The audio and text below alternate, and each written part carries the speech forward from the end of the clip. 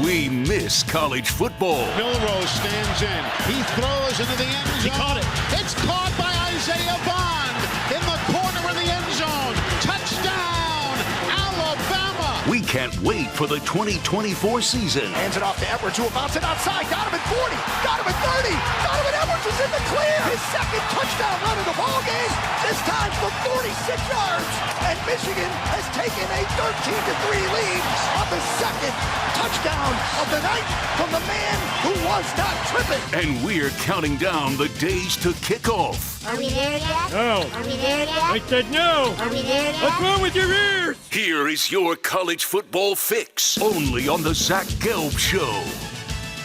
Alrighty, rocking and rolling. We continue. It is the Zach Gelb Show on the Infinity Sports Network. It's time for a little college football fix. We are 80 days away from West Virginia kicking off its season against Penn State. Last year, the Mountaineers had a 9-win season, and now joining us is the head football coach at West Virginia, entering his 6th season, and that, of course, is Coach Neal Brown. Coach, first and foremost, thanks so much for doing this, and how you been? Hey, I am good. I'm good. I appreciate you having me on. And for anybody that's watching, that's my 9-year-old son that just slid behind our grease board there. So like I just saw it as I was talking to you. So Dax is his name. Dax, you and the board slide out of the picture there. That's wonderful. If anybody was questioning whether this was live or not, hey, we're ready to roll. That's great. Well, how about the program that you have now? You're entering your 6th season. You guys are coming off a big win, and it seems like obviously it's a family atmosphere at West Virginia. Yeah, well, it's we have momentum, and momentum is only as good as your last game, and so we've got a challenging schedule coming up. It starts right here in our home stadium, Mountaineer Field, where we host Penn State on the Fox Big Noon game, and man, that's a game that we're really excited about. And we returned a lot of production off our team last year. I think we've got a good mix of youth and experience. Offensively, we bring back almost in our entire production in all our skill positions. We miss our center, Zach Frazier, who was a 2nd-round pick of the Pittsburgh Steelers, and then Doug Nestor, who was a starting lineman here for us for 3 years. But we've got a large piece of that back, and it starts with Garrett Green and Jaheim White at running back, who I think is as good as anybody. C.J. Donaldson, who's a big, powerful back, provide a 1-2 punch. And then defensively, our front, which played really well down the stretch last year, a lot of that production is back. We feel like we've made some real improvements at linebacker. And then secondary, that's where we needed to make our biggest jump.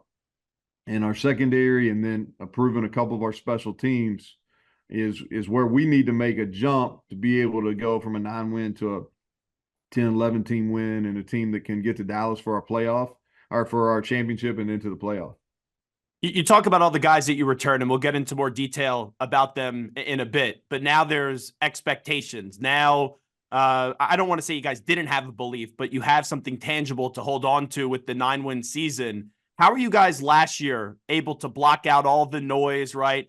Everyone had your name on the hot seat. People were talking negatively about the program, and get the season that you guys were able to have a year ago? Well, I think just from a leadership standpoint, myself and our staff, we always believed that in our plan and our process.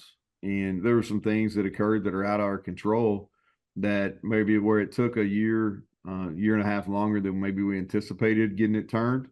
But we felt really good about what we were doing offensively and defensively on special teams. Felt really good about how we set up our calendar. We felt good about our support areas. And it's been a slow build, like people on the outside don't really think about your support areas, but your nutrition, your sports psychology, your strength and conditioning, those are nutrition. I can keep going on. Athletic training, those things, really the foundational pieces of your program, those take time.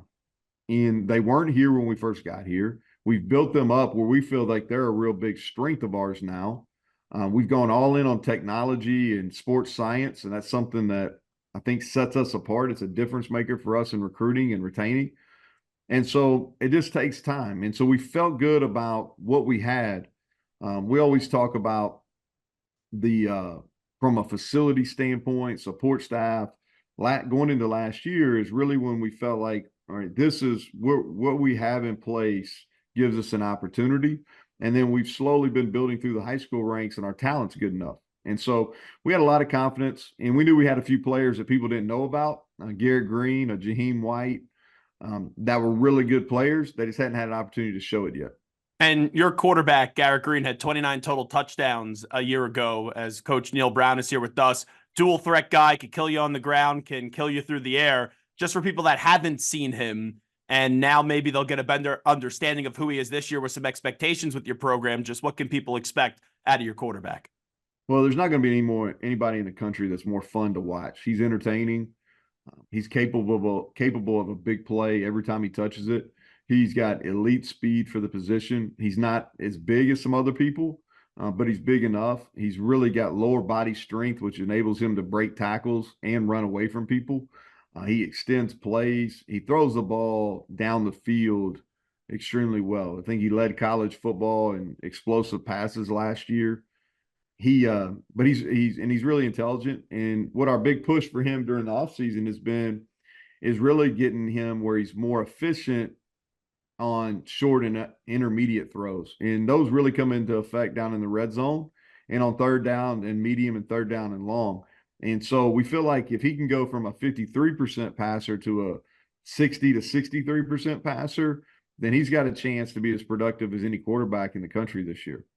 Coach Neal Brown here with us. Heading into last season, I was familiar with C.J. Donaldson Jr. And Jaheim White had a really big breakout season for you guys. When you have a young player like White who had so much success in year one, what was kind of the message to him in this offseason, knowing, hey, this guy could produce in big boy college football, but there's still more room to grow? Yeah, I think that it's just about taking a step. And the way that I talked to Jaheim, and he's got special talent, is, okay, here's where we've got to improve. We got to improve in pass protection. We have to improve in our productivity in the receiving game.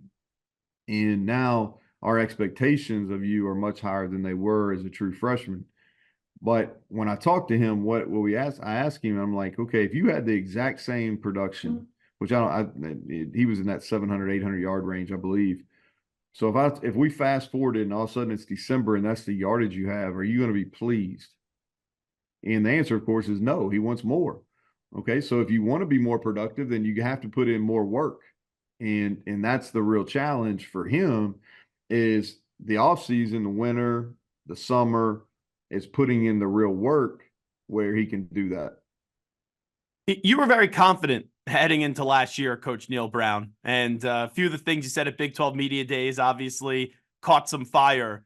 This team this year, I know earlier you talked about, get into a Big 12 championship and also get into a college football playoff spot, and obviously it expands to 12 teams this year.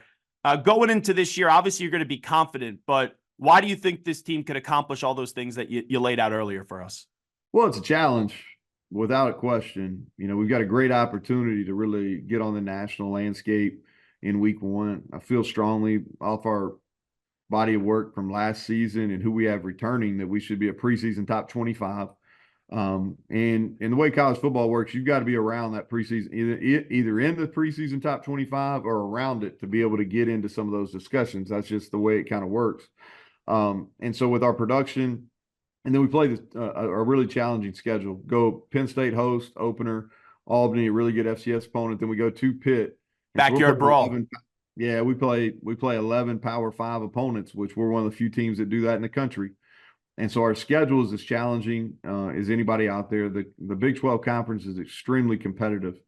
And I think it's one of the more exciting conference races there is, because there's not a whole big difference 1 through 16 in our league, and it's not a top heavy league like some other conferences, and that gives you a real opportunity. The access to the playoff is, from where we're sitting at West Virginia, is much greater than it is in some of these schools in the SEC and the Big Ten, and it just is. And so that's something that we're talking about. The West Virginia has never been in the Big 12 Conference Championship since 2012. And that's the goal for us. The playoff, we know if we get to that game, then more than likely we're going to get in the playoff. And so that'll take care of itself. But for us, it's about doing something that's never been done And it's about those daily processes to get us there. When you talk about that daily process and you have success, now you're not going to fly under anyone's radar. And you know that. But then also, I know there's so much change in college football now, but people still have that fear of maybe complacency sets in. So let me ask you, in this offseason program and leading up to game one up against Penn State, have you sensed your team even hungrier than maybe where they were a year ago? Well, we better be. You know, Penn State handily beat us. We were competitive in that game, but we didn't make the plays we needed to make in the second and third quarter to be able to win it. Um, and we still remember vividly them scoring late in the game and putting that game out of reach. And so this is a great. It's about us showing how much better we've gotten. It doesn't have anything to do with Penn State. We know they're going to be a top 10 team. We feel really good. You know, their talent and how they're coached. Those guys do a great job. But how much have we improved as a program? And then we're a team that just because we won a bowl game and 9 games, that wasn't, you know, we were up midway through the fourth quarter against Oklahoma State in a game we win here. You know, we had a fluke play where we were getting the ball back up 4, and one of our jammers on the punt return runs into our punt returner, and then Oklahoma State scores 2 plays later and take control of that game. We got beat in a Hail Mary at Houston, and so we're really close to being an 11-win team, but we weren't. And so we've got to do things during this time of the year, the summer, to earn the opportunity to be in those types of games again, but this time make sure the outcome goes our way. How are you guys able to keep that trust? Just wondering, because for a while, right, like going into last year, Coach, you know what the conversation was, Neal Brown. People thought that there was going to be a new coach and new leadership here that I was going to be talking to and previewing West Virginia, and you guys were able to stick it to a lot of people. So how did you keep everyone still on one page and working as a team and all locked in? Yeah, I think just being transparent with the guys. Like, you know, I don't think our team ever felt that pressure.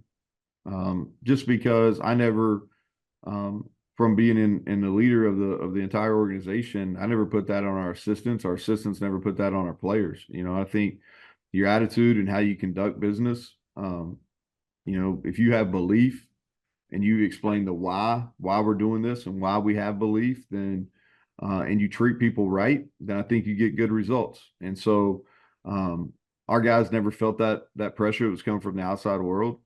And the other thing too is our administration, you know, our athletic director, Ren Baker, and our president, Gordon Gee, there was good alignment. And so I didn't necessarily feel we knew we needed to win, but sure, I wasn't getting daily pressure from them.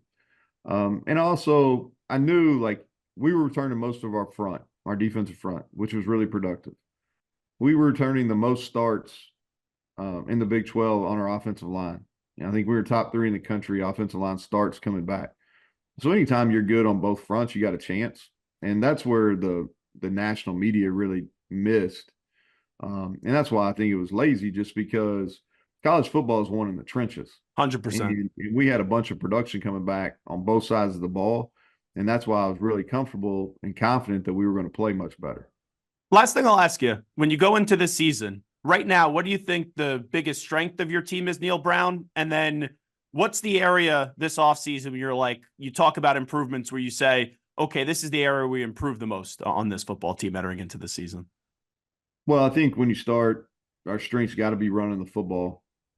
We led the Power 5 in rushing last year, and that's got to continue to be a strength. That's who we are. We want to be a team that runs the ball extremely well and hits explosive pass plays. And so that'll remain the strength of our team. Defensively, I think the strength is we tackle well, and I think how we prepare our guys to go tackle is unique, and I think we're onto something in there, and I think we'll continue to take a step there in how we tackle. The 2 areas of improvement that we've got to – there's 3 areas. I'll give you 3. First of all, on special teams, our kickoff cover team has got to be much improved, and it starts with our kicker. We got to kick the ball in the end zone. That unit really hurt us last year. Second thing on defense is we've got to be better at taking the football away. We didn't have enough takeaways last year. We got to take the ball away. And then the third thing offensively is we've got to be better on third downs and scoring touchdowns in the red zone. And both of those are linked to our pass efficiency, and our completion percentage has got to be higher in those situations. Well, just one more for you, Neal Brown, actually, that just popped into my head. For people that are still doubting your program and West Virginia and think last year was just a fluke and it was a one-hit wonder, what do you say to people like that? Well, I don't know how you would say that, that we're the 15th winningest program in the country. We've been in a bunch of different conferences, and we've always been extremely competitive. And I think too is if I was going to make a statement for our team, again, I would argue that, we got a first round pick at left tackle in Wyatt Milam. We have one of, if not the most exciting player in college football at quarterback. We've got two running backs that have been freshman All-American. We returned almost every catch that we had from a year ago at our receiving core, and we were extremely explosive. Turn on defense is we were very good at running, at stopping the run and TFLs and sacks, and we feel like we've even improved ourselves from a year ago. And so that's a ton. And we return our kicker, our long snapper, our punter, and our returners. And so there's not a whole lot of teams across college football that have done that. And so that's what my belief it comes from. And I think we've also added some key pieces in areas of needs that will help us on our ability to rush the passer in one-on-one situations and be able to defend the pass on defense. Well, Coach, I never need any extra incentive to root against Penn State, be it a Temple University grad, but I think you provided that today. So good luck coming up against Penn State 80 days from now, and good luck and good health to your entire team for this upcoming season. Yeah, I appreciate what you do for college football. I appreciate you having me on.